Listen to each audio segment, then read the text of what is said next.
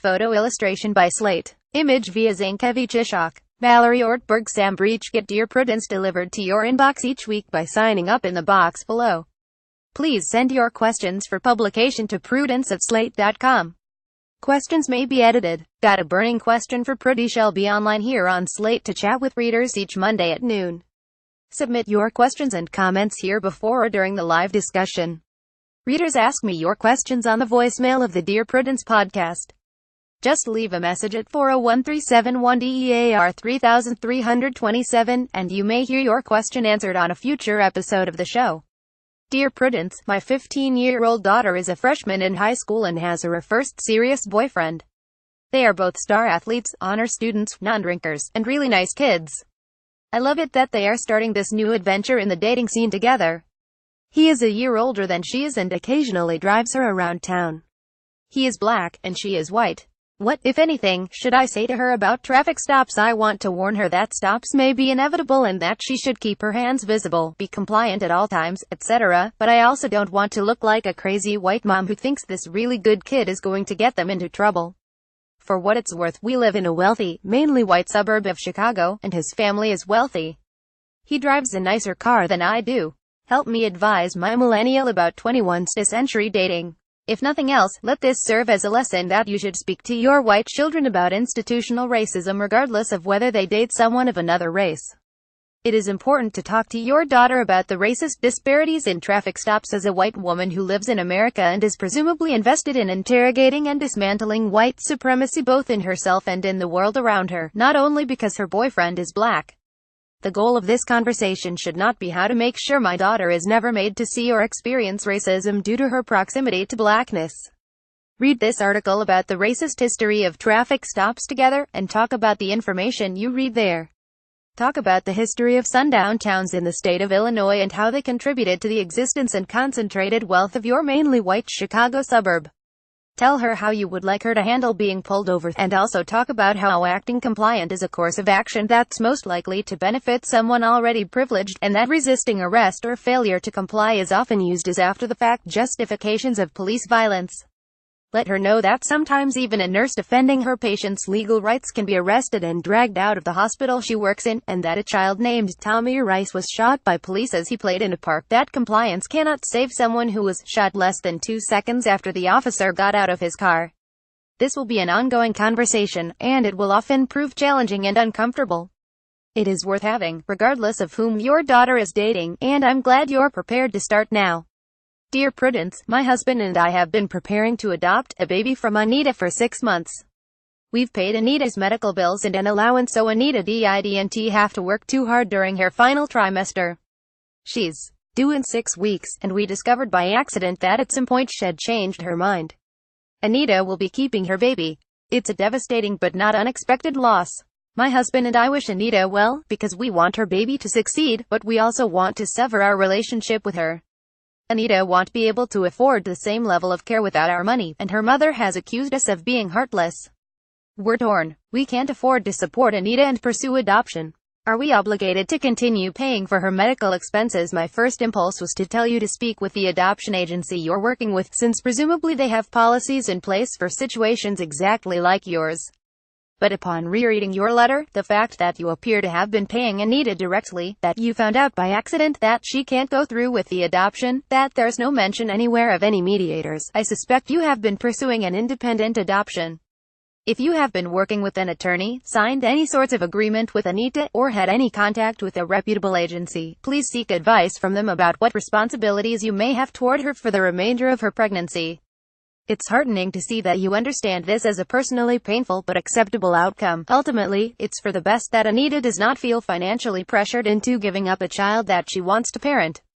You don't say, however, that she is in danger of a medical or housing crisis without your support, just that she will not be able to afford the same level of care without your continued assistance. Regardless of what Anita's mother thinks, you and your husband should determine whether you can afford and are willing to help defray any further costs over the next 6 weeks, if for no other reason than that you want Anita and her baby to be well. If you cannot afford it, and if you believe it will not put either of them in harm's way, your best option may be to encourage her to seek resources from the Financial Assistance Center at the hospital where she plans to give birth. But if nothing else, let this serve as a useful lesson in why it is so important to work with a reputable agency that balances the needs of birth parents and prospective adoptive parents, for situations just like this one. Dear Prudence, I have a weird etiquette question. I was in an abusive marriage for a decade, and after we split, I had to distance myself from both my social and professional circles because we worked in the same industry. I'm very healthy and happy now. Recently, I've started to fold a few previous connections back into my life. Nobody has any idea how bad the abuse was, or why we divorced, and I still have to see my ex on occasion. My question is, how do I address my divorce circumstances politely, without burdening my new connections with a heavy dose of emotional content? No polite way to say this. If your goal is simply to communicate that you two aren't on friendly terms, you can say something like, "We went through a difficult divorce, and it's better for the two of us not to socialize." You may have to smile and nod at some of the same work events, but at least you can let your friends know that you're not so friendly you'd like to be invited to the same dinner party.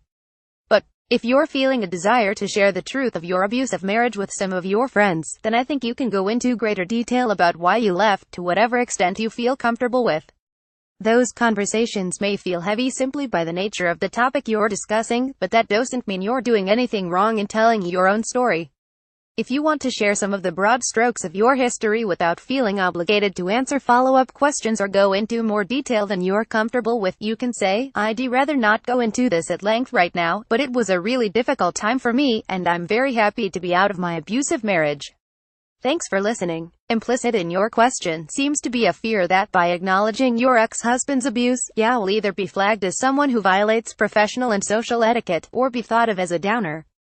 I don't think that's the case. You're not obligated to keep silent, or pretend that you two parted amicably, just because he works in your field, or because you haven't talked about it before. Dear Prudence, my sister tells everyone that she lost a child, but I don't think a miscarriage counts. Hear more Pruddy at slate.com. PruddyPod. Dear Prudence, I've known my friend B for around 5 years. We met as students and had a wonderful companionship through school and still remain close. The only problem is her escalating interest in the cast of a television show, particularly one male actor. It began with a minor interest in the show while we were students. She was going through a rough time personally and began watching. Over the years, she has become so obsessed with one of the lead actors that she now spends thousands of dollars to go to conventions across the country, attends related events, and generally finds reasons to be in his neighborhood. They have coincidentally met several times, and he was rude to her on multiple occasions. This is only a fraction of what B has done to research, stalk, and meet this actor, who is twice her age. He now recognizes her. I've never spoken to her about how I feel, although the whole thing creeps me out. Now she has a group of friends that she met online, and they are all intensely involved in the fandom, too. When I have met them, they only discussed said actor, who most recently saw him, and what's happening in their online community. Many of her pre-fandom friends are ghosting her, including her closest friend from childhood, and I'm considering doing the same. Others have told B that her behavior is odd, and she has responded with anger.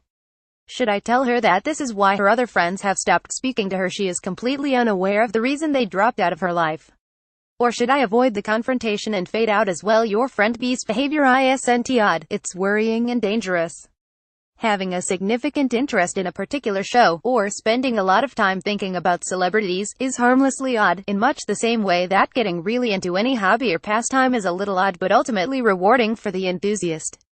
What you're describing, stalking an actor to the point of immediate recognition, the fact that he clearly does not like running into her, turning on friends who don't share her all-consuming interest in the object of her affections, and apparent inability to recognize her own behavior is socially inappropriate, is highly distressing, and since you're already on the verge of giving up your friendship with her, you have nothing to lose by telling her the truth. You already know that her immediate response is likely to be anger, so prepare yourself for that outcome and say it anyway. Tell her that you care about her, that you value her friendship, that the change you've seen in her over the last few years has worried you profoundly, that you've seen her react to gentle criticism with defensiveness and anger, that she's lost friendships over her all-consuming obsession with this actor and recentered her social life around people who validate and support her stalking, and that you're worried about her and want her to seek help to make better choices. If she decides not to take your advice and stops speaking to you, you've lost nothing, and at least you'll know that at least once, someone tried to reflect reality and truth to her. I wish both of you the best.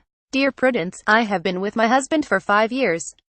He is attentive, kind, thoughtful, and attractive, which are all qualities that make him appealing to other women. 4 years ago he cheated on me, and I found out almost immediately after the affair started. He showed remorse, we went to counseling, and I decided to stay with him. Since the affair, I check his Facebook, emails, phone calls, and texts regularly. It's obviously insane and has become somewhat of an obsession. I have attempted counseling, but this hasn't stopped or curbed my snooping. I am just waiting to catch him again and feel that it's only a matter of time before he strays. I have had 5 serious long-term relationships in my life, all of which have ended with infidelity. I am not quite sure what about me screams cheat on me, but it is an obvious pattern. This man is the love of my life, and I live in daily fear of getting cheated on. I need advice on how to deal with these issues and move on into a healthier mindset. I'm so glad that you've become aware of how untenable your current situation is, and how unhelpful your snooping is to either improving the state of your marriage or helping alleviate any of your own paranoia and suspicion. It seems that you know there is no amount of monitoring or control that you could wield over your husband's communications that would make you feel safe and secure, and that you're willing to try something else. You say that you have attempted counseling, but that your behavior hasn't changed, which suggests that your attempt was both short-lived and half-hearted. I encourage you to try again and dive deeply into the process this time, and to find a counselor who specializes in helping patients break unwanted habits and intrusive thoughts. You don't say that there's anything about your husband's behavior that is thoughtless or unhelpful now, so I think your therapeutic goal should be not how to force him to demonstrate further penance for his affair 4 years ago, but to address your own feelings of panic, insecurity, and insufficiency, and to completely stop checking his texts, emails, and social media accounts. Your goal should be total sobriety from surveillance, and you should enlist your husband's help in this. It's not clear whether your husband is aware that you've been monitoring his communications, but either way, he needs to know that you're making a change. If he is unaware of the scope of your activities, it's possible that he'll be incredibly angry with you, and you should be prepared for that. Together, with a therapist's help, you should set aside a time for him to take back his passwords and set his accounts to private so that you no longer have access to them, because you do not need access to them. None of the answers to your fears are in your husband's chat logs, as long as he's treating you right and committed to being faithful to you now. They're in your own head, and you deserve to live in something other than a state of constant panic, just as your husband deserves to live in something other than a state of constant monitoring. Dear Prudence, I am a casual Spanish speaker. I can understand a good bit of what I hear and read, but have more difficulty speaking it. My mom, bless her, thinks I am fluent. Normally, this isn't a problem. She might call sometimes with a question about something she heard on TV or about something on a menu, but that's it. Recently though, something happened that made me uncomfortable. She had some furniture delivered, and the man who dropped it off spoke Spanish. She wanted me to give them instructions in Spanish, and I told her it wasn't necessary, as it was obvious they also spoke English. Later, when they were speaking to each other in Spanish, she wanted to know what they were saying and if it was about her. I told her I didn't follow their conversation, but now I wish I had said that she was making offensive assumptions. Would that be appropriate next time something like this happens? If it does, it would be perfectly appropriate to revisit the last conversation, rather than wait for her to do or say something offensive in the future.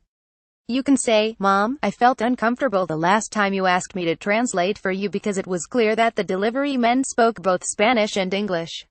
I'm also not comfortable being asked to eavesdrop on a private conversation, so while I'm happy to help you translate something you've read or help you speak to someone else, I don't want you to ask me to do that again.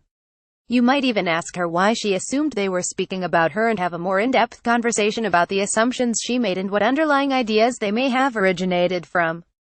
But it's better to be clear now about what you are and are not willing to do for her than to wait for her to make you uncomfortable again.